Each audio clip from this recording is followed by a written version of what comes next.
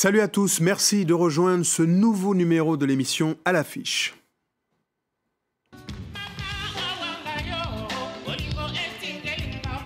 C'était l'une des dernières légendes de la fabuleuse épopée des musiques africaines, de ses débuts dans les quartiers populaires de Kinshasa, à son triomphe aux côtés de Peter Gabriel et à son sacre sur les scènes du Japon. Papa Wemba a marqué son temps.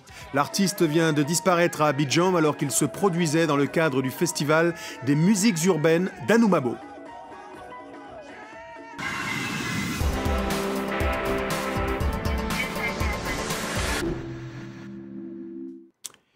Et pour en parler, nous accueillons des personnalités, des artistes, journalistes qui l'ont bien connu. À nos côtés, Nicole Sarr, l'une des pionnières du journalisme culturel en Afrique francophone.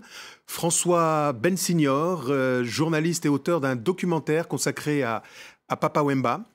Olivier Chimanga, l'un des chefs de file de la nouvelle génération des artistes congolais.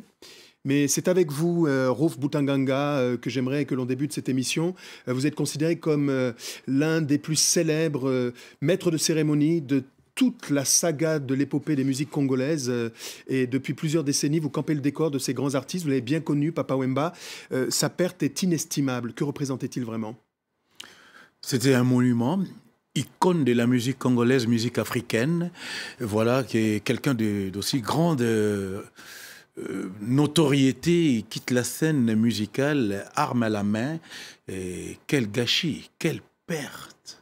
On va y revenir. L'émotion est à son comble à Kinshasa, mais pas seulement. Au-delà du Congo, la République démocratique du Congo qui l'a vu naître, c'est toute l'Afrique. Nicole Sarr, vous avez la particularité de l'avoir connu à ses débuts de carrière. Vous pouvez nous dire un mot? C'était au milieu des années 60. C'était en 1966 au Festival mondial des Arts Nègres du temps de Senghor, c'est pour vous dire. Il était venu avec Rochereau, Taboulé. Je l'ai connu là et tous les jours ils étaient chez moi. Ils étaient venus dans le cadre de ce grand festival. Alors, ce que vous précisez, Rolf Boutanganga peut interagir, ça veut dire que Papa Wemba n'était pas encore le Papa Wemba qu'on connaît. Ah non, c'était pas le Papa Wemba. Il était dans l'école en fait de Taboulé. Taboulé avait une école où il formait beaucoup d'artistes et Papa Wemba était dans cette école. Je vous propose de regarder quelques-unes des dernières images sur scène de Papa Wemba. C'était lors de la 9e édition du FEMUA, le festival des musiques urbaines d'Anoumabo.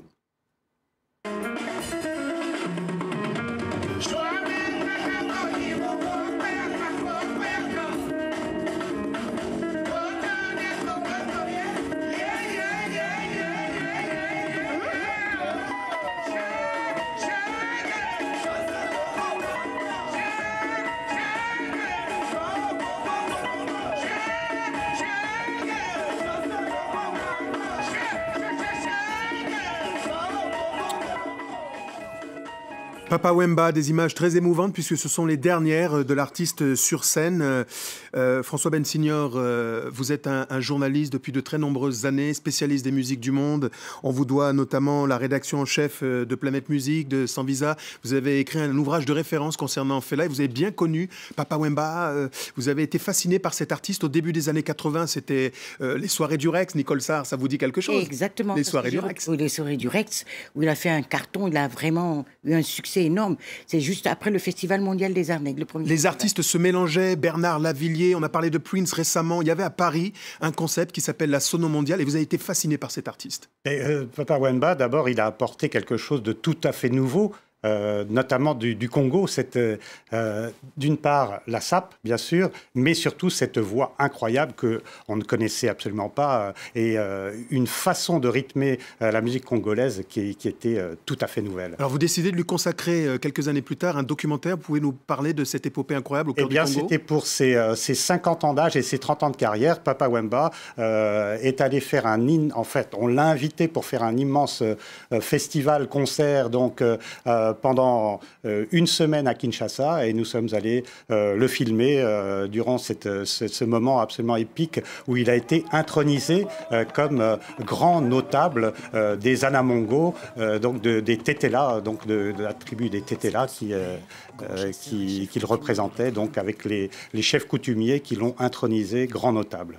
Alors, Nicole Sarr, je disais que vous avez été la toute première sans doute à le rencontrer véritablement avant qu'il ne devienne le Papa Wemba qu'on connaît. à l'interviewer. Vous êtes aussi, c'est le hasard de nos frêles existences, vous êtes aussi sans doute la dernière à avoir recueilli son ultime interview fleuve. Je propose de découvrir un extrait de cette interview intimiste où Papa Wemba revient sur sa propre histoire. Je suis né en plein cœur de la RD Congo, dans un village qui s'appelle Lubefu. Hier, on était dans la province de Kasaï, Kasaï oriental. Aujourd'hui, nous sommes une province, la province de Lodja. Je suis né le 14e jour du mois de juin et en 1949. Mon père fut un ancien soldat qui avait pris part à la Seconde Guerre mondiale. Et ma mère, c'était une femme au foyer. Nous sommes au nombre de 5, donc 3 garçons et 2 filles. Aujourd'hui, moi-même, je suis marié et papa de plusieurs enfants. Nicole Sarr, c'est une interview où Papa Wemba se dévoile comme jamais. Vous avez eu du mal à caler cette interview. Ça a été très difficile, c'est vrai. Papa Wemba n'a pas été facile à rencontrer. Et surtout quand il s'agit de se dévoiler, de parler de sa carrière, de son enfance, de son intimité.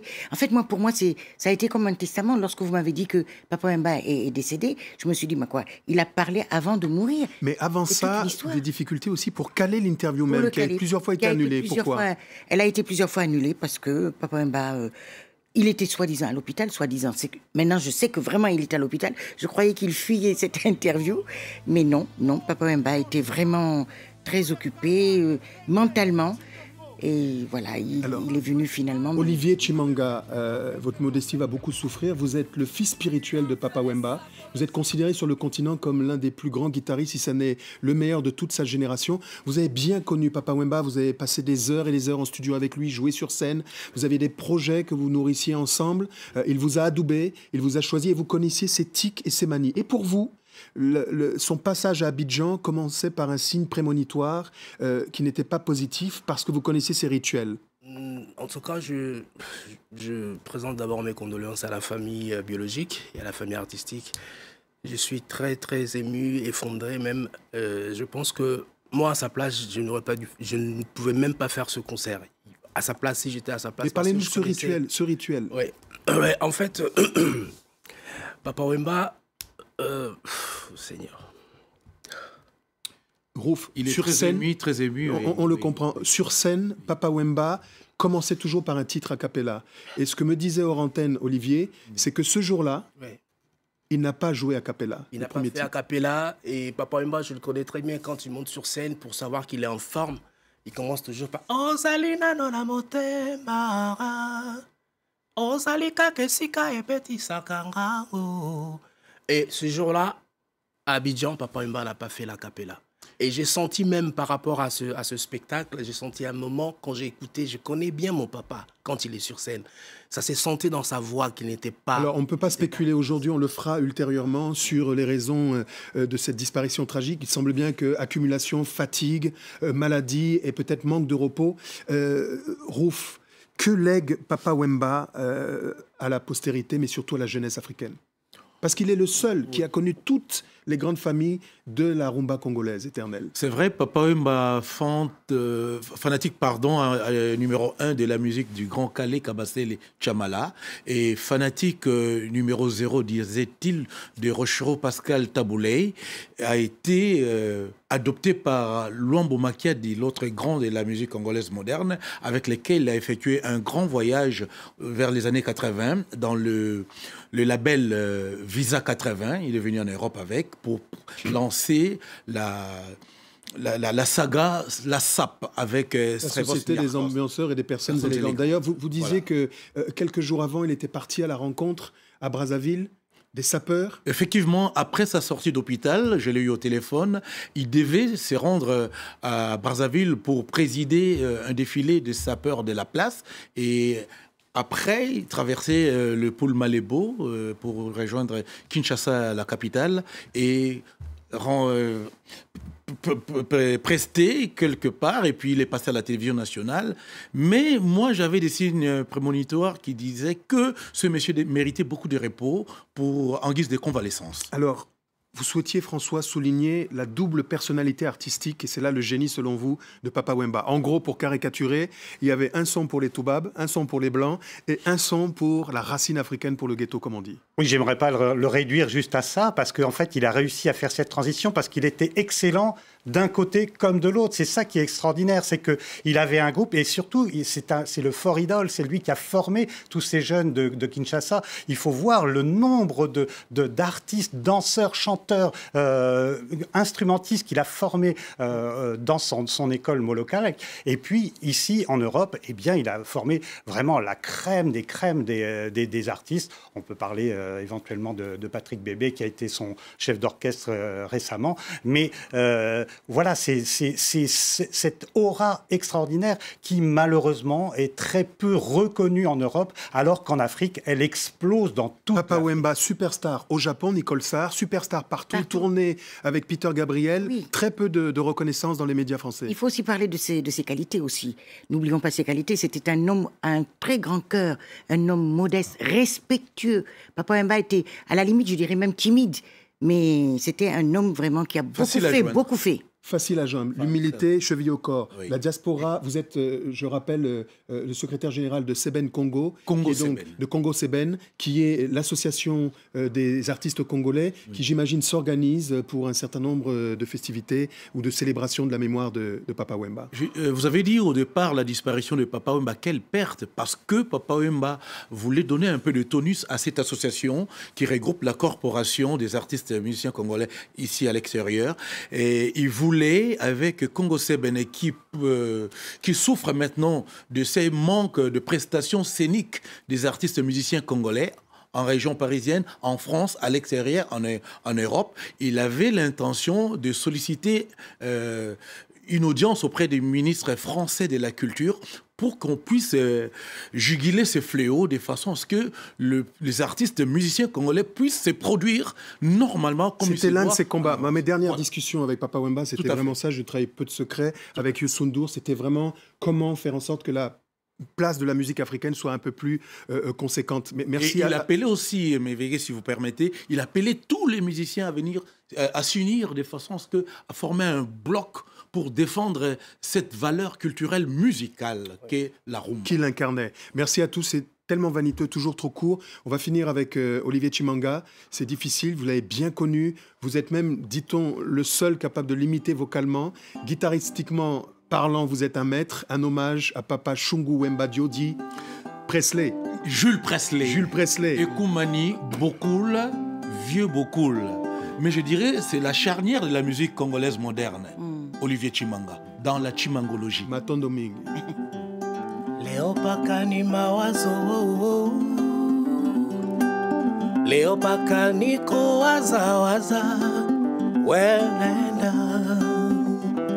naenda,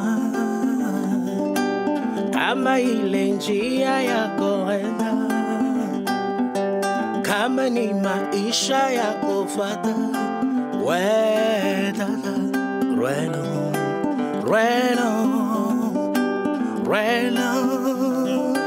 Reno, that's why. Mia wabo,